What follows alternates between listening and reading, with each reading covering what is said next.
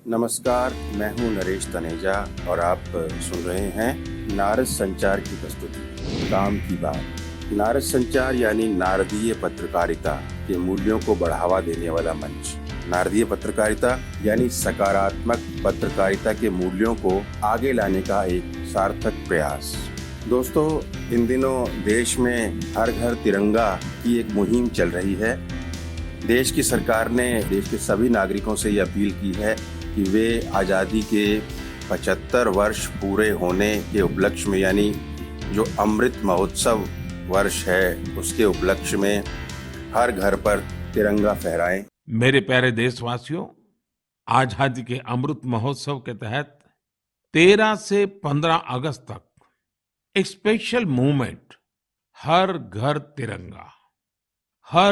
तिरंगा का आयोजन किया जा रहा है।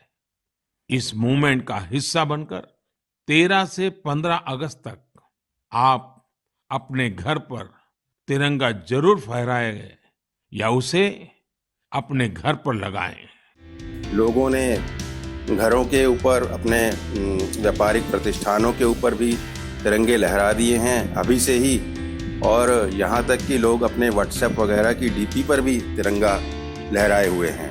हमारे देश का दुर्भाग्य देखिए कि देश की बात हो तब भी यहाँ विरोध के स्वर दिखाई पड़ते हैं। कुछ विपक्षी दलों ने इस तिरंगा मुहिम को लेकर भी अपने ऐतराज़ आगे खड़े कर दिए हैं। राजनीतिज्ञों का काम है राजनीति करना, वो करते रहेंगे, उन्हें छोड़ते हैं। दरअसल झंडा आज की इजाद नहीं है, झंडा प्राचीन काल से चला आ रहा है। अगर हम देखें तो जब राष्ट्र राज्य नहीं बने थे, राष्ट्र राज्यों का निर्माण नहीं हुआ था, यानी नेशन स्टेट्स नहीं बने थे, उससे पहले कबीलाई राज हुआ करता था।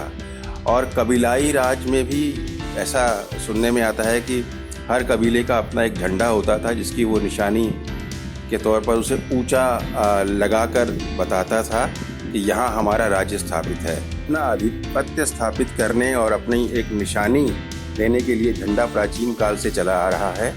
जब भी कभी युद्ध होते थे तो वो हाथी सेना हो, घुड़सवार हो या रथ पर सवार योद्धा हो, वो अपने अपने ध्वज लगाकर चलते थे, सेनापति खासकर।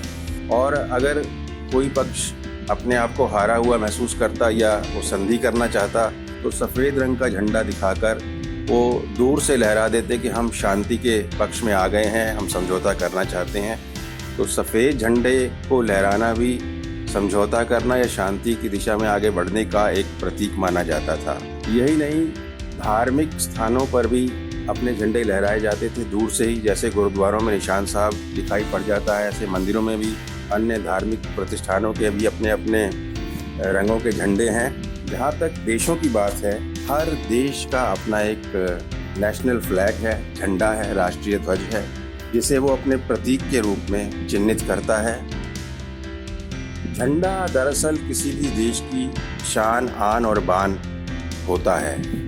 वो बताता है कि इस झंडे के तले यहाँ के लोग एकजुट हैं, आपस में जुड़े हुए हैं। यहाँ इस संस्कृति का, इस शासन व्यवस्था का राज्य चलता है। यही सबसे बड़ी महत्ता है किसी भी राष्ट्रीय ध्वज की। भारतीय तिरंगे को लेकर कुछ तथ्य यहाँ पर रखना उचित होगा। झंडे का हमारा वर्तमान या मौजूदा स्वरूप है, उसको 22 जुलाई 1947 को भारतीय संविधान सभा की बैठक में अपनाया गया था और तब से हमारे तिरंगे का यही डिज़ाइन चल रहा है। हालांकि इस झंडे को 26 जनवरी 1950 को राष्ट्रीय ध्वज के रूप में मान्यता दी गई थी, अपनाया गया था। सभी को इस तिरंगे का सम्मान करना चाहिए।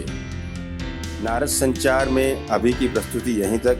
अगले कार्यक्रम में किसी और विषय पर आपसे जुड़ेंगे। नमस्कार।